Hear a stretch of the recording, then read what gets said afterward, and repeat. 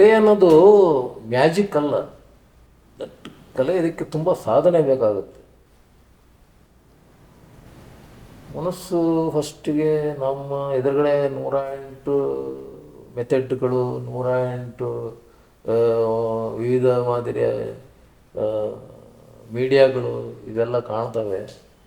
But ನಮಗೆ ಯಾವುದು ಮನಸ್ಸಿಗೆ ತುಂಬ ಹಿಡಿಸುತ್ತೆ, ಅದು ತುಂಬ ಸಂತೋಷ ಕೊಡುತ್ತೆ. ಆಮೇಲೆ ಅದರಿಂದ ನಾವು ದುಡಿಯೋದು ಮಾಡೋದು ಅದು ಬೇರೆ ವಿಚಾರ. ಆದರೆ ನಮಗೆ ಎಲ್ಲ ರೀತಿಯಿಂದ ಎಲ್ಲ ಮೀಡಿಯಾದಲ್ಲಿ ಎಲ್ಲ ವೆರೈಟೀಸ್ ಕಾಲೇಜಲ್ಲಿ ನಡೆಯೋದ್ರಿಂದ ಯಾವ್ದಾರ ನಮಗೆ ಆಕರ್ಷಣೀಯವಾಗಿದೆ ಅಥವಾ ಇದನ್ನು ಮಾಡಬಲ್ಲೆ ಅನ್ನುವ ಒಂದು ಹುಮ್ಮಸ್ಸಿದ್ದರೆ ಅದನ್ನೇ ಮುಂದುವರ್ಸ್ಕೊಂಡು ಹೋಗ್ಬೋದು.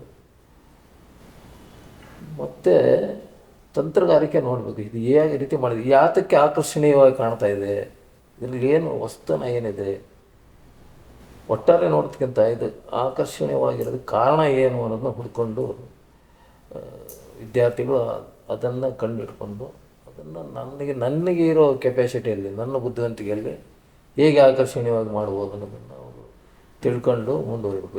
ಈಗ ಒಂದೇ ಅಂತಾರಲ್ಲ, ಯಾವುದೇ ಪೇಂಟಿಂಗ್ ನೋಡಿ ನೀವು ಅದರಲ್ಲಿ ಯಾಕೆ ಚೆನ್ನಾಗಿ ಕಾಣ್ತಾ ಇದೆ, ಯಾವ ಕಲರ್ ಸ್ಕೀಮು, ಬ್ಯಾಲೆನ್ಸ್ ಹೆಂಗೆ ಮಾಡಿದ್ದಾರೆ, ಇದು ಯಾಕೆ ಚೆನ್ನಾಗಿ ಮಾಡಿದ್ದಾರೆ ಅನ್ನೋದನ್ನು ನೋಡೋದು. ಅಷ್ಟು ಅದನ್ನು ಅಬ್ಸರ್ವ್ ಮಾಡೋದು ಪೇಷನ್ಸಾಗಿ, ಸುಮ್ಮನೆ ಹಾಗೆ ನೋಡಬೇಕು, ಅದು ಪೇಷನ್ಸಾಗಿ ನೋಡಬೇಕು. ಅದನ್ನು ಯಾವ ರೀತಿ ಇದು ಯಾಕೆ ಚೆನ್ನಾಗಿ ಕಾಣ್ತಾ ಇದೆ, ಇದರಲ್ಲಿ ಏನು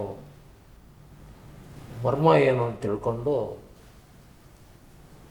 ಅದನ್ನು ತಮ್ಮ ಸಾಮರ್ಥ್ಯದ ಇತಿಮಿತಿ ಒಳಗೆ ರೂಪಿಸಿದರೆ ಸಕ್ಸಸ್ಫುಲ್ ಆಗ್ಬೋದು ಅಂತ ನನ್ನ